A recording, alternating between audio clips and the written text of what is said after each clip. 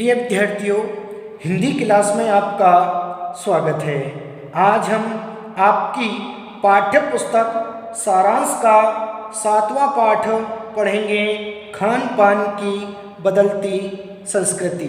आज हम इस पाठ के प्रश्नों का अभ्यास करेंगे। सबसे पहले हम पढ़ेंगे अर्थ ग्रहण संबंधी प्रश्न। आपको परीक्षाओं में इस तरीके के प्रश्न पूछे जाते हैं। आपको एक गद्यांश दे रखा होता है और उसके नीचे प्रश्न दे रखे होते हैं। इन प्रश्नों का उत्तर पाने के लिए हमें इस गद्यांश को 2-3 बार अच्छे से पढ़ना होता है, इसे समझना होता है, जब ही हम इन प्रश्नों के उत्तर दे पाते हैं। हम अपनी संस्कृति व खान पान को भुलाकर आधुनिकता की दौड़ में ऐसे पदार्थों का सेवन कर रहे हैं जो हमारे स्वास्थ्य को हानि पहुंचा रहे हैं। हम अपने परंपरागत फास्ट फूड सत्तू, चिवड़ा, चना, मक्खन, लस्सी और फलों की चाट को त्याग कर ऐसी खाद्य वस्तुओं को अपना रहे हैं जिनसे केवल हानि ही है, लाभ नहीं। पश्चिमी देशों में अब सतर्कता बरती जा रही है। पहला प्रश्न है, हम किसे भूलकर आधुनिकता की दौड़ में लग गए हैं? हम किसे भूलकर आधुनिकता की दौड़ में लग गए हैं? तो आप इसका उत्तर देंगे, हम अपनी संस्कृति व परंपरागत खान पान को भूलकर आधुनिकता की अंधी दौड़ में लग गए हैं। हम अपनी संस्कृति व परंपरागत खान पान को भूलकर आधुनिकता की दौड़ में लग गए हैं। दूसरा प्रश्न है, हम किस प्रकार के खाद्य पदार्थों का सेवन कर रहे हैं? हम किस प्रकार के खाद्य पदार्थों का सेवन कर रहे हैं? तो आप इसका उत्तर देंगे, हम इस प्रकार के खाद्य पदार्थों का सेवन कर रहे हैं जिनसे केवल हानि ही हानि होती है।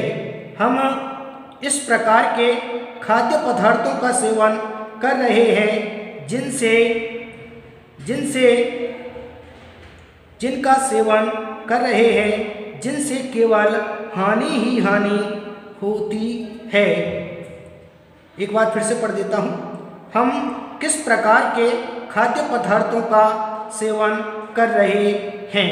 तो आप इसका उत्तर देंगे, हम इस प्रकार के खाद्य पदार्थों का सेवन कर रहे हैं जिनसे केवल हानि ही हानि है, लाभ नहीं। हम इस प्रकार के खाद्य पदार्थों का सेवन कर रहे हैं जिनसे केवल हानि ही हानि होती है। तीसरा प्रश्न है, हमने अपने किन परंपरागत खाद्य पदार्थों को त्याग दिया है? हमने अपने किन परंपरागत खाद्य पदार्थों को त्याग दिया है?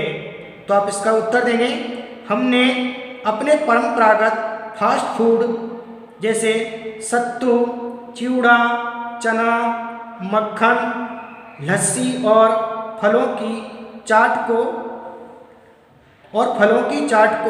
आदि खाद्य पदार्थों को त्याग दिया है। हमने अपने किन परंपरागत खाद्य पदार्थों को त्याग दिया है? तो आप इसका उत्तर देंगे, हमने अपने परंपरागत फास्ट फूड सत्तू, चिवड़ा, चना, मक्खन, लस्सी और फलों की चाट आदि खाद्य पदार्थों को त्याग दिया है। तो हम इसे फास्ट फूड सत्तू, चिवड़ा, चना, मक्खन, लस्सी और फलों की चाट इत्यादि को। अगला प्रश्न है, अब पश्चिमी देशों की क्या स्थिति है? अब पश्चिमी देशों की क्या स्थिति है? तो आप इसका उत्तर देंगे, अब फास्ट फूड के बारे में पश्चिमी देशों में भी सतर्कता बढ़ती जा रही है। अब फास्ट फूड के बारे में पश्चिमी देशों में सतर्कता बढ़ती जा रही है। अब हम पढ़ेंगे बहुविकल्पी प्रश्न। पहला प्रश्न है, दक्षिण भारत का कौन सा भोजन है? दक्षिण भारत का कौन सा भोजन है? तो आप उत्तर देंगे ये सभी। आप इसका क्या उत्तर देंगे? ये सभी। दक्षिण भारत का कौन सा भोजन है? डोसा, इडली, सांभर। तो आप इसका उत्तर देंगे ये सभी। दूसरा प्रश्न है, लिट्टी चोखा किस राज्य का प्रमुख भोजन है? तो आप इसका उत्तर देंगे बिहार। तीसरा प्रश्न है, कैलोरीज की अधिकता से कौन सा रोग बढ़ता है?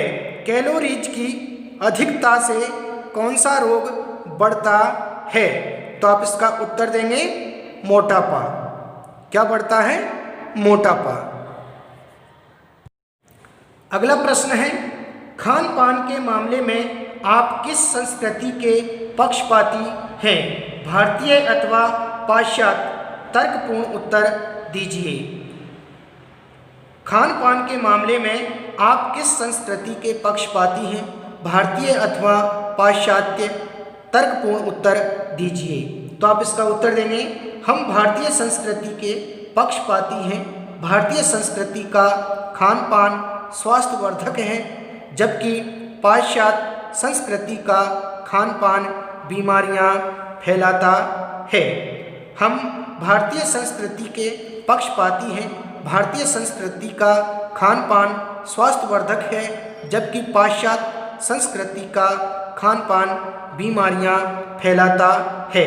दूसरा प्रश्न है, फास्ट फूड हमारे तन मन के स्वास्थ्य पर क्या दुष्प्रभाव डाल रहा है? फास्ट फूड हमारे तन मन के स्वास्थ्य पर क्या दुष्प्रभाव डाल रहा है? तो आप इसका उत्तर देंगे इसके प्रयोग से हम बीमार और आलसी हो रहे हैं। हमारा मस्तिष्क भी कम क्रियाशील रहता है। इसके प्रयोग से हम बीमार और आलसी हो रहे हैं। हमारा मस्तिष्क भी कम क्रियाशील रहता है। इसके प्रयोग से हम बीमार और आलसी हो रहे हैं। हमारा मस्तिष्क भी कम क्रियाशील रहता है। फास्ट फूड के अगला प्रश्न है, फास्ट फूड के बढ़ते प्रचलन के बारे में आप क्या सोचते हैं? इस पर नियंत्रण कैसे पाया जा सकता है?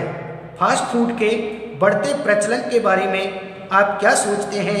इस पर नियंत्रण कैसे पाया जा सकता है? तो आप इसका उत्तर देंगे यह हानिकारक है। इस पर सरकार को पाबंदी लगानी चाहिए।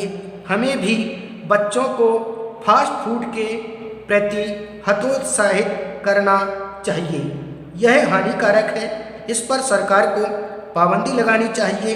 हमें भी बच्चों को फास्ट फूड के प्रति हतोत्साहित करना चाहिए। अगला प्रश्न है, खान पान में शुद्धता एवं गुणवत्ता का कितना महत्व है? खान पान में शुद्धता एवं गुणवत्ता का कितना महत्व है? तो आप इसका उत्तर देंगे बहुत अधिक महत्व है। इसे बनाए रखना चाहिए। शुद्ध एवं गुणकारी भोजन ही हमें स्वस्थ एवं सुस्त रखता है। यह हमें रोगों से बचाता है। बहुत अधिक महत्व है। इसे बनाए रखना चाहिए। शुद्ध एवं गुणकारी भोजन ही हमें स्वस्थ एवं सुस्त रखता है। यह हमें रोगों से बचाता है। यहाँ पर आपको कुछ विशेषण शब्द पूछे जाएंगे परीक्षाओं में। इस तरीके से आपको एक वाक्य दे रखा होगा, उसमें आपको विशेषण और विशेष्य छांटकर बताना है। सबसे पहले हम ये जानेंगे कि विशेषण होते क्या हैं। वैसे हम पिछली कक्षाओं में पढ़ चुके हैं। तो वे शब्द जो संज्ञा व सर्वनाम की विशेषता बतलाते हैं उन्हें विशेषण कहते हैं, और जिसकी विशेषता बताई जाती है उसे विशेष्य कहते हैं। तो आपको जैसे ये पहला वाक्य दे रखा है, पहला वाक्य दे रखा है 15-20 वर्षों में हमारी संस्कृति बदल गई है। तो यहाँ पर 15-20 हमारी ये क्या है, विशेषण शब्द हैं, और वर्षों संस्कृति इसकी विशेषता बताई जा रही है, इसलिए वर्षों और संस्कृति यहाँ पर विशेष्य हैं। दूसरा वाक्य है पंजाब की ढाबा संस्कृति पूरे देश में फैल गई है। तो यहाँ पर देश तो क्या है, विशेष्य है, और पूरे शब्द है यहाँ पर विशेषण है। तीसरा वाक्य है भारत का परंपरागत खाना अच्छा है। तो परंपरागत और अच्छा ये तो विशेषण है, क्योंकि ये खाने की विशेषता है। खाना इसकी विशेषता क्या है, परंपरागत और अच्छा, और इस खाने की विशेषता बताई जा रही है, इसलिए खाना यहाँ पर क्या है, विशेष्य है। अगला वाक्य है स्थानीय व्यंजनों का पुनरुद्धार करना आवश्यक है। तो स्थानीय तो यहाँ पर क्या है, विशेषण है, और व्यंजनों या व्यंजन यहाँ पर विशेष्य है। इसी तरीके से आपको परीक्षाओं में उपसर्ग और प्रत्यय भी पूछे जाते हैं। तो सबसे पहले हम ये जानेंगे कि उपसर्ग होते क्या हैं। तो उपसर्ग की परिभाषा है वे शब्दांश जो किसी शब्द के आगे जुड़कर या किसी शब्द के प्रारंभ में जुड़कर उसके अर्थ में परिवर्तन या विशिष्टता बतलाते हैं, उन्हें उपसर्ग कहते हैं। अब हम जानेंगे प्रत्यय के बारे में। तो वे शब्दांश जो किसी शब्द के अंत में जुड़कर उसके अर्थ में परिवर्तन या विशिष्टता लाते हैं या बतलाते हैं, उन्हें प्रत्यय कहते हैं। तो कहने का मतलब ये है कि उपसर्ग तो शब्द के प्रारंभ में जुड़ते हैं और प्रत्यय शब्द के अंत में जुड़ते हैं। तो यहाँ पर इस तरीके से आपको शब्द दे रखा है परंपरागत। तो परंपरा तो यहाँ पर मूल शब्द है, इसमें उपसर्ग है ही नहीं, और गत इसमें उपसर्ग है। तो गत क्या है, गत इसमें प्रत्यय है और उपसर्ग इसमें नहीं है, क्योंकि परंपरा तो मूल शब्द है और गत इसमें प्रत्यय है। इसी तरीके से दूसरा शब्द है आधुनिकता। तो आधुनिक तो मूल शब्द है, इसमें उपसर्ग नहीं है। आधुनिकता तो आधुनिक मूल शब्द है और ता इसमें क्या है, प्रत्यय है।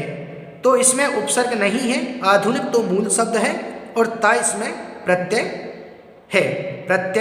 है। इसी तरीके से अगला शब्द है अभाव। ए इसमें क्या है, अ उपसर्ग है और भाव इसमें मूल शब्द है, इसलिए इसमें प्रत्यय नहीं है, उपसर्ग है केवल अ। इसी तरीके से दुर्भाग्य में दुर उपसर्ग है और भाग्य इसमें मूल शब्द है, इसमें कोई प्रत्यय नहीं है। इसी तरीके से अगला शब्द है पौष्टिक। तो पौष्टिक में कोई उपसर्ग नहीं है, केवल इसमें इक प्रत्यय लगा हुआ है, इक प्रत्यय। इसके बाद अगला शब्द है पुनरुद्धार। तो पुनर इसमें उपसर्ग है और उद्धार इसमें मूल शब्द है। तो उद्धार मूल शब्द है, इसलिए इसमें प्रत्यय नहीं लगा हुआ है और पुनर इसमें उपसर्ग है। इस तरीके से आज हमने इस पाठ का विस्तार पूर्वक विधिवत रूप से अध्ययन कर लिया है। इस पाठ में जो भी प्रश्न पूछे गए हैं, आप उन सभी प्रश्नों को अच्छे तरीके से याद करें और इन सभी प्रश्नों को अपनी उत्तर पुस्तिका में लिपिबद्ध करें, ताकि आपकी परीक्षाओं में इनसे संबंधित प्रश्न पूछे जाते हैं तो आप बड़ी सरलता और सुगमता के साथ उनका उत्तर दे सकते हैं। आज के लिए इतना ही, शेष कल पढ़ेंगे। Thank you.